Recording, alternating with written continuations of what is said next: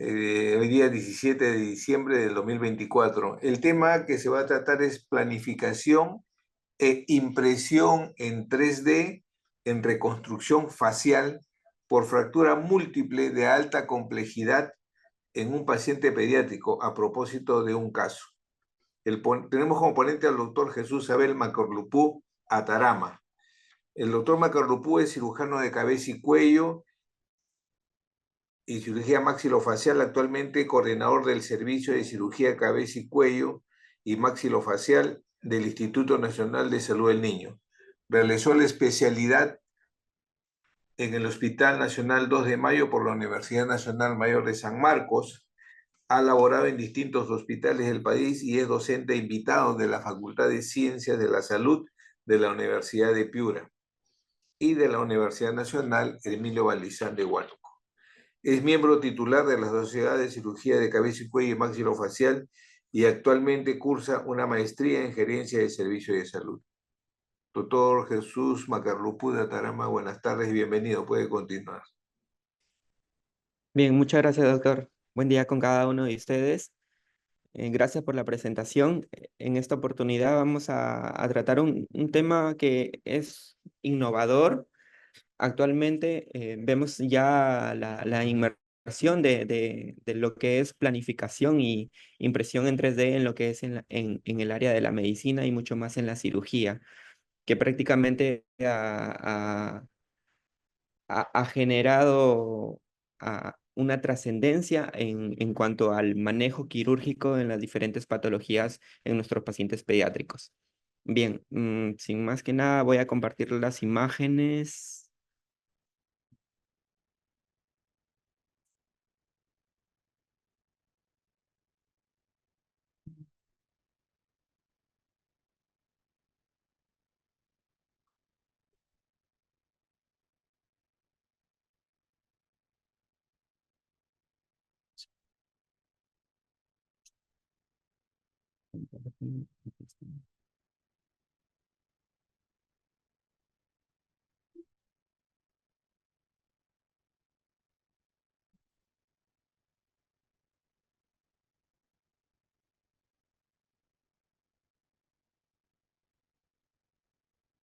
Bien, no sé si pueden visualizar la presentación de las diapositivas.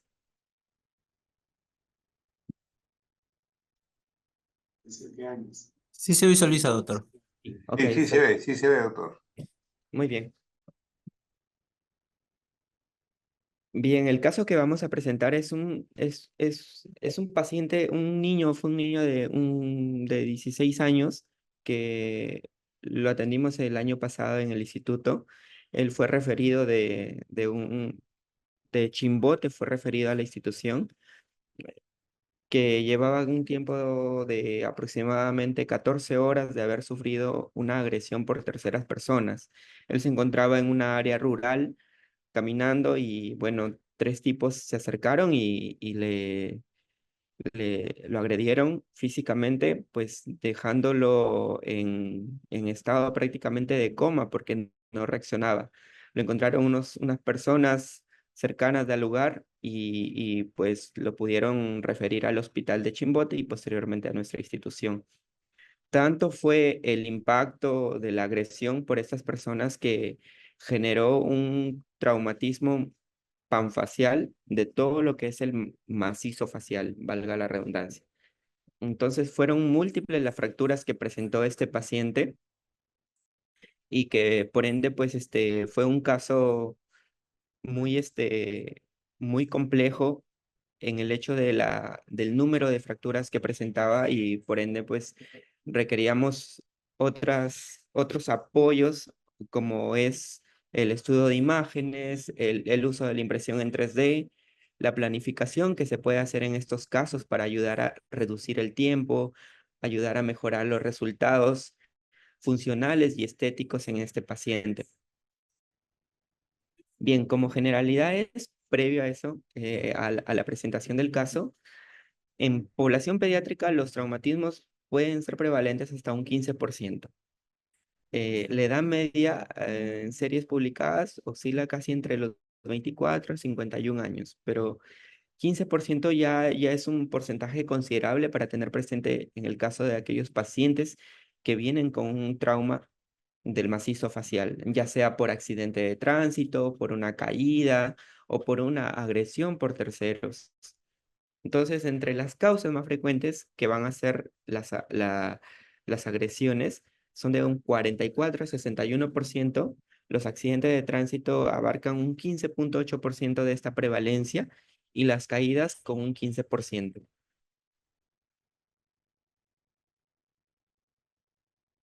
Bien, entonces le muestro ahí una imagen. No sé si lo siguen viendo la pantalla, la presentación en completo. A ver, Sí lo doctor, pueden visualizar. se ve, no, no se ve completo, se ve como si como si no estuviera en presentación. Ya, ahí se ve en presentación.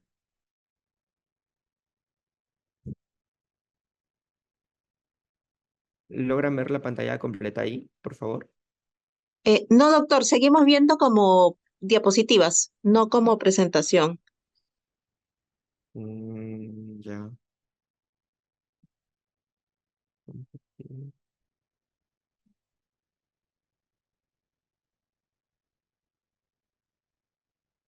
Ahí la logran ver. Sí, sí, doctor, ahora sí. Ya, genial. Entonces, les muestro acá una imagen.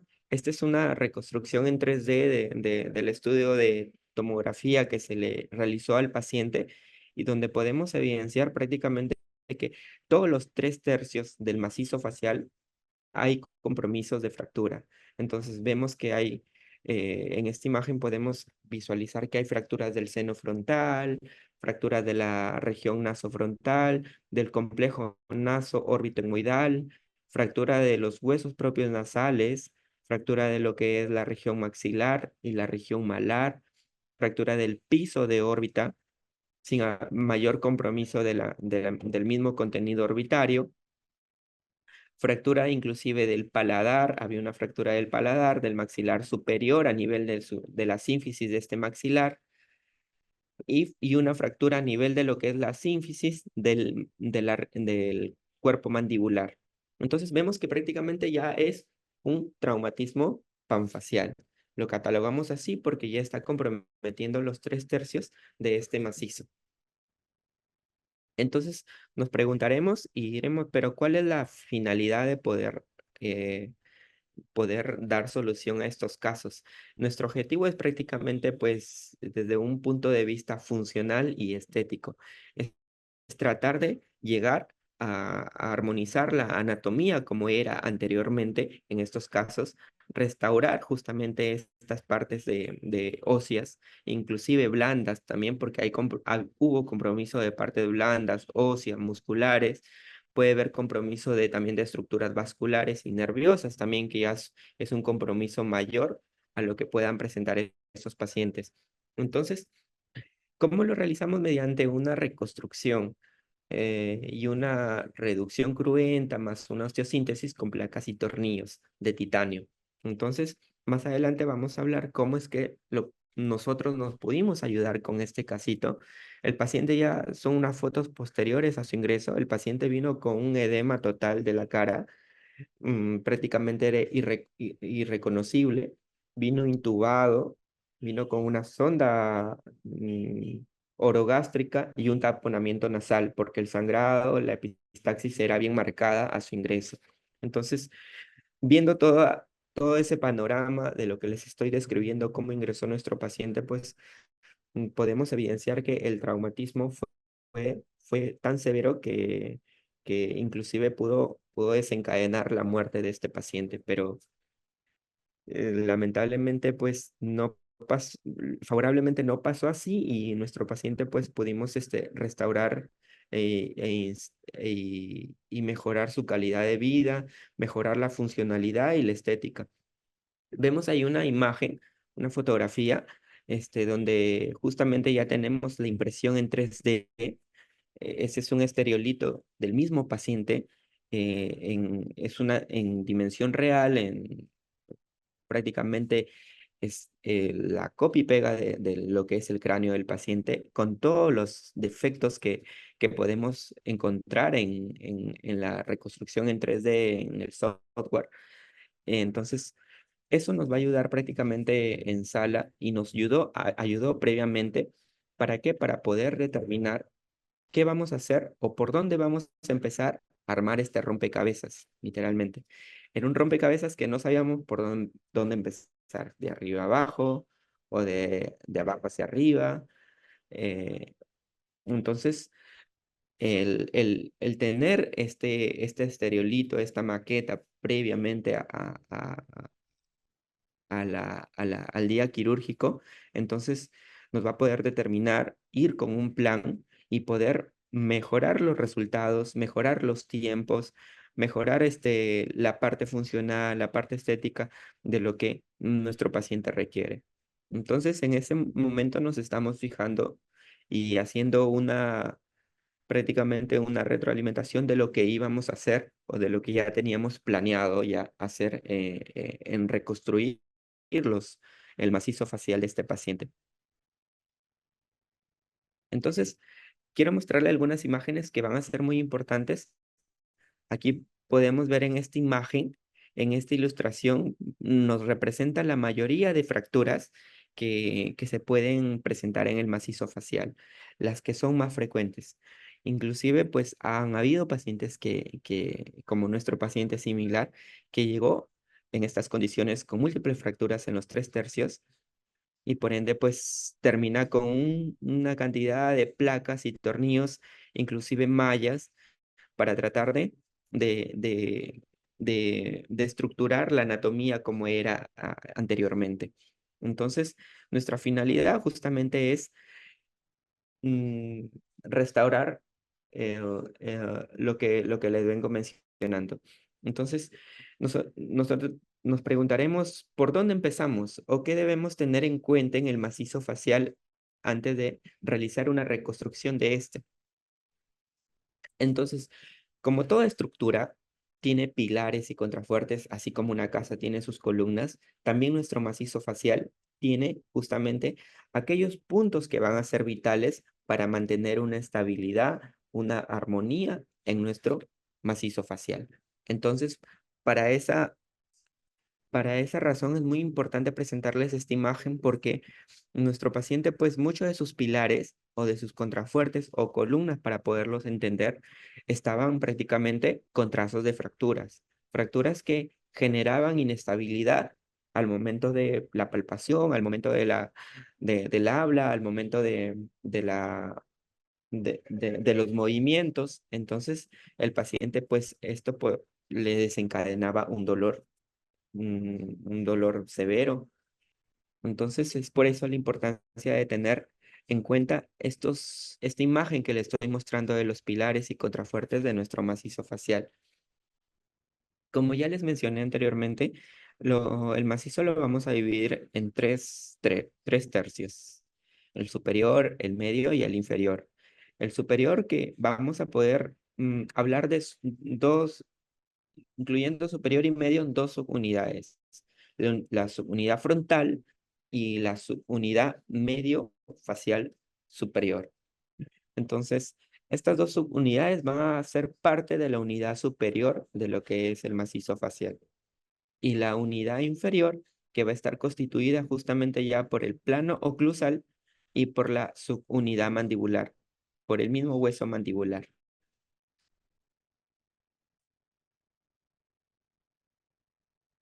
Entonces, otra imagen donde nos describe la estructura de soporte de nuestro macizo facial. Prácticamente aquí vamos a tener los pilares que van a ser los fundamentales, justamente el pterigomaxilar, el cigomático maxilar, el nasomaxilar, el proceso alveolar de la maxila superior, eh, el arco el arco cigomático con la rama orbitaria inferior y la parte de la glabela con el arco supraorbitario superior. Entonces, son estructuras que debemos de tener en cuenta al momento de reconstruir nuestro macizo. Si vemos que hay trazos de fractura en eso, van a ser el punto clave para poder dar soporte y estabilidad a lo que son los huesos de la cara. Entonces, algo muy importante que debemos de tener presente cuando existen estos traumatismos panfaciales en niños, es muy importante tener de cajón proteger la vía aérea. Y nuestro paciente sí lo cumplió porque él vino prácticamente con un tubo orotraqueal, ya vino con la vía aérea asegurada, a pesar de que no requería estar conectado a un ventilador, pero las estructuras, el traumatismo de las partes blandas, de lo que era la región mandibular estaba suelta prácticamente. Entonces, más el edema no permitía reconocer, inclusive no había una apertura bucal adecuada. Entonces, el proteger la vía aérea en estos casos va a ser muy esencial. Proveer un anclaje para el sistema músculo aponeurótico, proteger, bueno, la protección cerebral que se le tiene que hacer, la protección ocular, los conductos neurovasculares, justamente pues estos traumatismos desencadenan este tipo de eventos o de secuelas en estas estructuras. Entonces, por eso la importancia que debemos de realizar en el examen físico, ver si prácticamente el paciente ve o no ve, de dónde viene un sangrado, de dónde prácticamente, o qué partes blandas ha habido traumatismo. Y entonces eso nos va a ayudar prácticamente a reconocer y dar soluciones inmediatas en aquellas estructuras nobles que han sido afectadas por estos traumatismos de alta complejidad. Y es muy importante reconocer que la reducción, la fijación que vamos a hacer van a ser la base fundamental de nuestra reconstrucción de lo que es el macizo facial. Entonces, y nos preguntamos, ¿por dónde empezamos a reconstruir este rompecabezas? Entonces, la finalidad de esta presentación es que debemos de tener una planificación prequirúrgica para al momento de estar en sala de operaciones ya frente al caso, frente a los hallazgos que encontremos, entonces debemos actuar de acuerdo a nuestros planes que hemos elaborado. Entonces, en nuestro paciente realizamos una secuenciación de arriba hacia abajo. Empezamos. A pesar de que la, la, la arcada dentaria superior estaba comprometida por la fractura del paladar también, del paladar duro, no había desplazamiento. Entonces era algo favorable al momento de mantener una oclusión en nuestro paciente. La arcada inferior sí estaba afectada por la fractura que, que, que había generado a nivel de la sínfisis de la mandíbula, y entonces eso generaba una ligera inestabilidad al momento de llevar a la oclusión a nuestro paciente. Pero eso fue la secuencia que nosotros realizamos de arriba hacia abajo. Entonces nos ayuda prácticamente a poder tener en cuenta también la oclusión o la fijación maxilomandibular que debemos de tener en cuenta al momento de tratar estos casos. Entonces, ¿y cómo abordamos o cómo hacemos las incisiones? Se preguntarán. Entonces, nuestro paciente vino con múltiples laceraciones en la cara, vino con una solución de continuidad en la región frontal, fronto, frontonasal. Entonces, eso nos ayudó prácticamente a poder entrar a los hallazgos de la región nasofrontal para poder abordar en esos fragmentos que habían de la fractura y poder dar solución con una reconstrucción con una malla de titanio. Entonces, los otros abordajes que se emplearon en estos pacientes fueron abordajes alveolares superiores e inferiores. Y además, a nivel mandibular también tenía una incisión que nos ayudó también a abordar la fractura de la sínfisis del mandibular.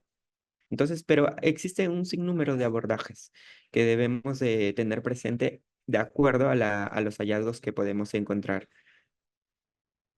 Entonces, el algoritmo que debemos de tener presente en estos casos, excluir lesiones de cabeza y cuello, mantener nuestra oclusión, tener en cuenta las fracturas de maxilar, paladar duro, fracturas alveolares, ver el tema de las dos subunidades que le hablé, de la cara superior y la cara inferior, que debemos de, sin olvidar nuestros contrafuertes y pilares al momento de la reconstrucción de estos casos. Entonces es ahí donde ya hicimos la reconstrucción. Esta es una reconstrucción de lo que es el tercio medio. Ah, colocamos placas y tornillos de titanio en los trazos de fractura, justamente en el pilar medio y el pilar lateral del hueso maxilar superior y del malar izquierdo.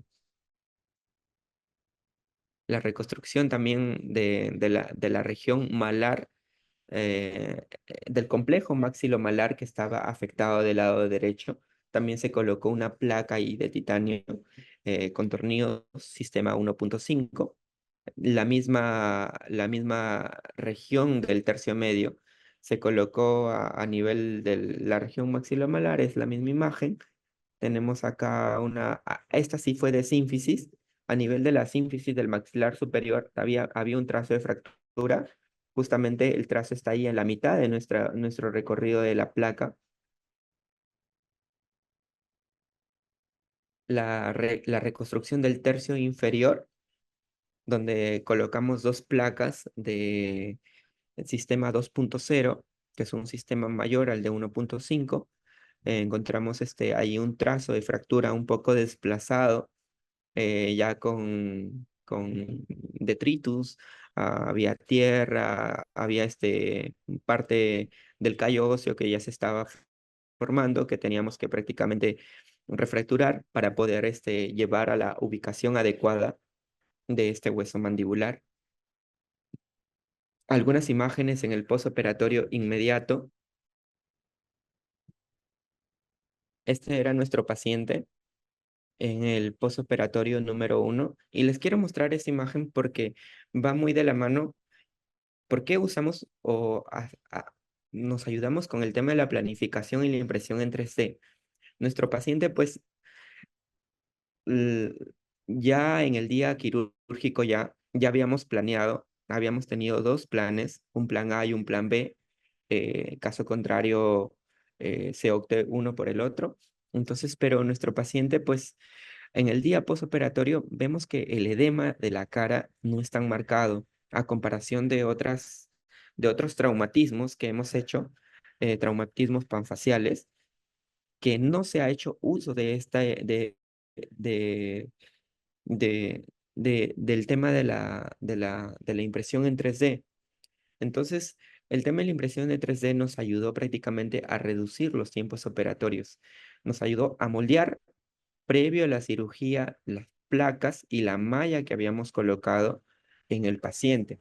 Entonces, las placas y las mallas que ya estaban preformadas de acuerdo a la anatomía del paciente, esas placas y mallas ya se fueron a esterilizar con esa preformación que se les había dado de acuerdo a su, a su macizo que era de él, y nos permitió prácticamente llegar a sala, hacer los abordajes, mm, exponer los trazos de fractura, liberar de detritus, de tejidos de fibrina que habían ahí en la zona, y colocar ya las mallas preformadas, sin estar perdiendo ese tiempo valioso al momento de estar preformando, al momento de la cirugía.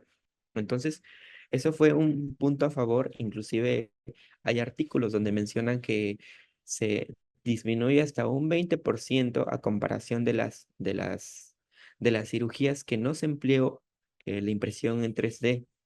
Entonces, disminuimos la manipulación excesiva de lo que es las partes blandas. Si nosotros manipulamos demasiado estas partes blandas de lo que es la cara, entonces el edema va a ser mucho más marcado después de la cirugía. Disminuimos los tiempos operatorios, disminuimos el riesgo de que vea una infección, los riesgos de sangrado que se pueden dar al momento de la operación. Podemos disminuir un índice de morbilidad que está demostrado en estudios también. Inclusive eso nos ayuda prácticamente a tener una mejor comunicación o relación médico-paciente. Yo tengo prácticamente un cráneo, un estereolito del mismo paciente, Le puedo mostrar al padre, a la madre, explicarle y que me entiendan de una manera adecuada qué es lo que se va a hacer al momento de la reconstrucción de la carita del niño. Entonces, eso nos da esa ventaja que es muy valiosa. Es una herramienta innovadora que ya la estamos utilizando desde el año pasado, no solo en casos de temas de fractura, hay casos muy importantes como distracciones que se han hecho, casos de enfermedades congénitas, eh, inclusive patologías tumorales donde se ha hecho resección de gran parte de la mandíbula, gran parte del maxilar y nos ha permitido hacer una planificación previa a nuestra cirugía, hacer la impresión en 3D, tener las guías de corte y al momento de la cirugía nos ha permitido reducir esos tiempos valiosos que tenemos en sala de operaciones. Y los resultados, pues definitivamente son mejores, mejor resultados funcionales, mejores resultados estéticos y pues es una alegría para el paciente como para la familia y como para el médico por el resultado que se ha obtenido. Entonces, este niño posteriormente se le hizo una tomografía, un estudio de tomografía posterior, donde vemos prácticamente ya la malla que se le había colocado en la región nasofrontal, las placas y tornillos que se le habían colocado en el tercio medio y en el tercio inferior. Vemos que prácticamente ya la armonía de la cara o de los huesos de la cara regresaron a su posición como no había anteriormente al momento cuando sufrió el accidente. Vemos, les puse esto en diferentes ángulos porque quiero que vean prácticamente la armonía que hay entre lo que es el tercio medio, el tercio superior, el tercio inferior. Prácticamente no hay una asimetría. Los pilares prácticamente han quedado recubiertos y han quedado asegurados por las placas y tornillos que se colocaron y la estabilidad quedó muy bien en este paciente. Entonces, y una diferencia prácticamente, estos fueron los dos estereolitógrafos que se imprimió, uno previo a la cirugía y uno posterior ya con la reconstrucción que se le había hecho con las placas y tornillos, un antes y un después, donde podemos ver los resultados óptimos que se lograron en este paciente. Entonces es por eso la importancia que quiero recalcar de que los cirujanos se familiaricen con el tema de esta herramienta innovadora que en nuestra institución está desde un buen tiempo ya y que nos ayuda más que todo en la resolución de patologías muy diversas, patologías complejas, como es en este caso de este niño, una fractura de alta complejidad. Prácticamente el daño fue muy severo, muy traumático en este paciente, pero que favorablemente pues nos ayudó a que este paciente siga con su vida. Posteriormente se le ha hecho sus controles, donde ha ido muy bien, no ha presentado edema, no ha presentado este dolor que pueden presentar algunos pacientes, no ha habido secuelas de estructuras nerviosas ni vasculares y el paciente pues ahora está reinsertado en la sociedad haciendo sus labores, haciendo bueno, 16 años terminando sus estudios ya. Y es por eso la evaluación que debemos de tener en cuenta en estos casos cuando tiene que ser un tratamiento multidisciplinario. Este tratamiento vale recalcar que se hizo con apoyo de otorrinolaringología. Otorrino entró ya al finalizar nuestro tiempo quirúrgico para ayudar a reducir la fractura de los huesos propios de la nariz. Colocó una férula nasal, colocamos dos tapones que ayuden a estabilizar esa férula también y el paciente fue muy bien, no presentó ninguna asimetría ni deformidad a nivel de los huesos nasales. Ahora el paciente pues se encuentra en Chimbote, últimamente realizó su control, hace unos meses realizó su control en el Hospital La Caleta de Chimbote ya, porque por motivos económicos, por motivos de distancia, le parecía más fácil llegar a su hospital que venir hasta acá a la institución. Bien, muchas gracias. Si hubiera preguntas, dudas, eh, me las pueden hacer llegar. Doctor, muchas gracias. Gracias por su presentación y también comentarle a los participantes de que nos acompaña la ingeniera Alisa Maguiña, quien es coordinadora del Laboratorio de Innovación. Y en nuestro laboratorio de innovación se realiza todas estas actividades de impresión en 3D, realidad virtual, inteligencia artificial y robótica social. Si tienen alguna consulta técnica, la ingeniera nos acompaña también el día de hoy para poder atender sus dudas. Muchas gracias, doctor. Vamos a ver si tenemos preguntas en sala. Recuerden que sus preguntas las pueden dejar en el chat. El doctor Apolo nos pregunta, conversando con cirujanos maxilofaciales de estomatología, informaron de biocementos y huesos pulverizados que ahora ellos utilizan para dar rellenos y esculpir la estructura maxilofacial. ¿Hay algo sobre esto, doctor? Bien, hay un material que es se usa como injertos, para injertos óseos, es una matriz ósea. Hay estos materiales también en la institución, pero más que todo sirve para otros tipos de patologías, como por ejemplo lo usamos para el tema de los pacientes que tienen el antecedente del labio y paladar fisurado, pacientes que su tratamiento es multidisciplinario y largo. Entonces, pacientes que vienen con una fisura a nivel de lo que es el hueso maxilar o a nivel de la sínfisis, entonces se les tiene que dar un relleno. En algunas ocasiones, cuando no son tan marcadas estos defectos, entonces se puede hacer un relleno con esta matriz ósea. Inclusive hay matriz óseas que vienen ya con su cubierta, y en el caso de cuando ya son defectos grandes, hacemos un injerto ya de cresta ilíaca o de calota. Pero en el caso de fracturas, no hemos empleado estos tipos de injertos. Simplemente tratamos de dar solución pronta a nuestros pacientes. Es decir, apenas llega el paciente por emergencia, los materiales están a disposición, se hace la coordinación con imágenes, se le realiza el renderizado, se envía para que se haga la impresión lo más pronto, y la impresión puede estar en cuestión de un día, y se realiza la programación en cuestión de menos de una semana, y ese paciente tiene que estar operado. Inclusive hemos operado pacientes que han llegado al- a los 2 días, se habrá operado después de haber entrado por emergencia. Entonces en el caso de fracturas no hemos hecho el uso de eso, pero sí en otras patologías como lo menciono. Muchas gracias, doctor.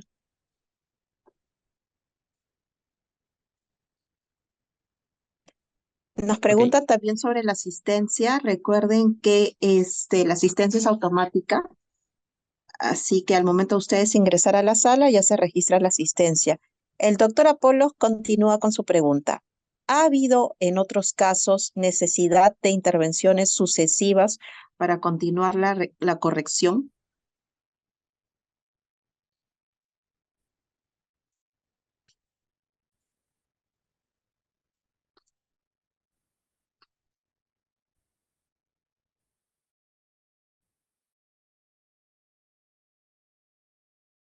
No hemos entrado en cuanto a hacer pero sí en otros tipos, por ejemplo, que Eh, Doctor, se oye atención entrecortado. cuando hemos tenido patología. Ahora sí, Lo siento, estaba comentando, no sé si ha ahora sí lo habido escuchamos. Ha habido que entrar una segunda vez por a veces por un tema de una reabsorción parte del injerto. Entonces ha tenido que optar por un segundo colgajo de peroné, por o ya una reconstrucción con una prótesis de titanio. Pero en el caso de patologías como fracturas del macizo facial, no hemos intervenido en una segunda vez. Al menos en este paciente la intervención fue una sola y definitiva, y a los 3, 4 días él se estuvo yendo a casa. Y quiero aclarar algo muy importante, es que la estadía de él fue menor porque prácticamente toleró la vía oral, no hubo fiebre, el edema no fue marcado, el dolor era prácticamente bajo. Entonces, el paciente ya deambulaba, hacía sus cosas. Hicimos la tomografía control a los 3, 4 días también y pudimos ver los hallazgos que hemos obtenido pues con el apoyo de la impresión en 3D. Ahora, algo muy importante es que creo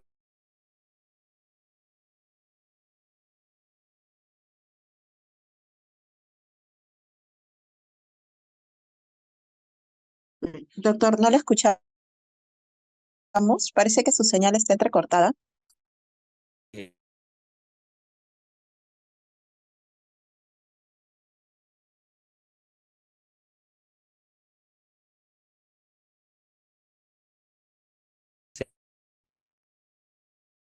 ya- Y todavía, doctor, no captamos su respuesta.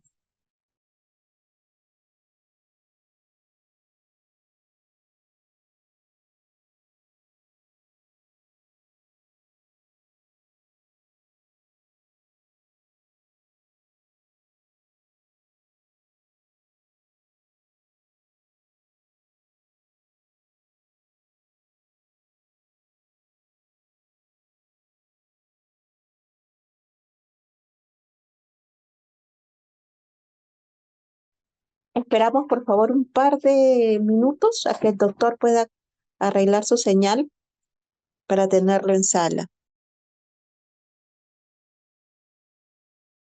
Hola, ¿me pueden escuchar? Ahora sí, doctor, lo escuchamos. Lo siento, les estaba comentando que la impresión en 3D es en sí una herramienta segura, precisa para ayudarnos en el tema de la planificación preoperatoria de distintas patologías. Inclusive en nuestro servicio no solo está haciendo uso de esa impresión en 3D, sino traumatología, cirugía plástica, cirugía de tórax, y que justamente pues esta planificación preoperatoria que hicimos en nuestro paciente nos ayudó favorablemente en la reconstrucción de la región maxilofacial de nuestro paciente. Por lo que es importante, y digo y recalco que ahora los cirujanos en la actualidad se tienen que familiarizar con esta herramienta que es muy valiosa, y que debemos de sacarle provecho. Y pues prácticamente nuestros tiempos operatorios, nuestros resultados funcionales, estéticos van a ver una mejora. Bien, no sé si habrá alguna otra pregunta.